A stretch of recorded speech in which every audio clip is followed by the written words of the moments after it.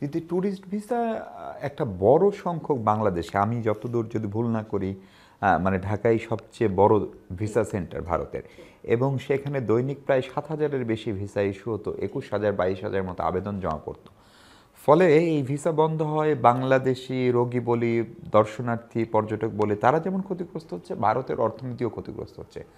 তারপরেও এটা ভারত কেন করছে? মানে আপনার সঙ্গে যখন ভারতের সরকারি নীতি নির্ধারকদের কথা হয়, এটা কি আসলে বাংলাদেশকে একটু শিক্ষা দেওয়ার জন্য করছে, না এটার পিছনে আসলে মনস্তত্ত্বটা কি?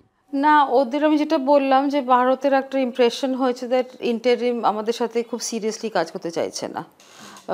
এই যে আপনাদের এখানে যে প্লেন ক্র্যাশের ব্যাপারটা হলো, তখনও যখন একটা মেডিকেল টিম মেডিকেল টিম। এসেছিলেন, হ্যাঁ, মানে কোথাও যেন মনে হয়েছে তাদেরকে ওয়েল রিসিভ করা হয়নি। তাদেরকে প্রথমে বলা হয়েছিল যে আপনারা খালি অবজার্ভ করতে পারবেন, ট্রিট করতে পারবেন না পেশেন্টদের। কিন্তু ইন্ডিয়ার কাছে ফোন তো গেছিল এখান থেকে যে আপনারা হেল্প দিন। সো কোথাও যেন একটা মানে মিলছে না জিনিসটা। একদিকে গভর্নমেন্ট, প্রফেসর ইউনুস বলুন বা ইন্টারিম বলুন, কিছু কিছু জিনিস বলছে, কিন্তু যখন কার্য ব্যাপারে করা হচ্ছে, ইন্ডিয়ার জায়গায় মনে হচ্ছে যে একটা কেউ চেষ্টা করছে যে জিনিসটা ভালো করে না এগোক। সো দেখুন, কনস্টিটুয়েন্সি দুদিকেই আছে। যারা চেষ্টা করছে সবসময় সম্পর্কটাকে বাজেভাবে পোর্ট্রে পোর্ট্রে করার, করার। আর পারসেপশনসগুলো তো সবসময় ফরেন পলিসি দেখেছি, পারসেপশন খুব ম্যাটার করে। অ্যান্ড গত 1 বছরে স্পেশালি 5th অগস্টের পর থেকে মনে হয়েছে যে একটা খুবই এই দিকেও খুব স্ট্রং একটা অ্যান্টি। তৈরি হয়েছে, অ্যান্টি ইন্ডিয়ার একটা জায়গা তৈরি হয়েছে। সব কিছু ইন্ডিয়া করলেই সেটা খারাপ হচ্ছে। সো সেইগুলোর প্রভাব তো পড়ছে, but I am hopeful that এগুলো সাস্টেনেবল না, এই পলিসিগুলো। জি, কিন্তু আপনি জানেন দিদি, ভারত বিরোধিতা বাংলাদেশের অভ্যন্তরীণ রাজনীতিতে আগেও একটা বড় উপাদান ছিল। আমি 90-এর দশক, 2000-এর শুরুর দিকের কথা বলছি।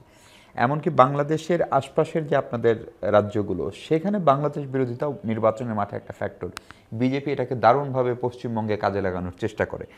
ফলে এই পরস্পর বিরোধিতাটা বিশেষ করে রাজনীতিতে অনেকখানি বেড়ে গেল কিনা? এক্ষুনি মনে হচ্ছে তাই, ঠিকই। কারণ আমরা যেটা দেখতে পাচ্ছি ওয়েস্ট বেঙ্গলে, আসামে যেই জিনিসগুলো হচ্ছে, মনে হচ্ছে যে Bangladesh is kind of a factor in the state election. কিন্তু আমি সবসময় একাডেমিলি খুব পজিটিভ থাকি, আপবিট থাকি যে এটা একটা ইম্পাস সিচুয়েশন, ডিফিকাল্ট সিচুয়েশন। ইলেকশন হলে হয়তো আবার একটা কনভারসেশনের জায়গাটা অন্যরকম হবে। কারণ আমি এটা বিশ্বাস করি, বারবার এটা নিয়ে লিখি, বলি, দ্যাট ইন্ডিয়ার কাছে বাংলাদেশ খুব ইম্পর্ট্যান্ট একটা নেইবার। আর আমরা সবসময় বিশ্বাস করেছি বাংলাদেশ ইন্ডিয়া একসঙ্গে কাজ করলে সাউথ এশিয়াতে একটা অন্যরকম একটা আমরা মোমেন্টাম আনতে পারবো, তাই না? তো সেইটার বোধহয় জায়গাটা এখনও আছে। আশা করছি যেই আমরা এখন যেরকম স্টিফনেসটা দেখছি, সেটা আস্তে আস্তে ঠিক কেটে যাবে।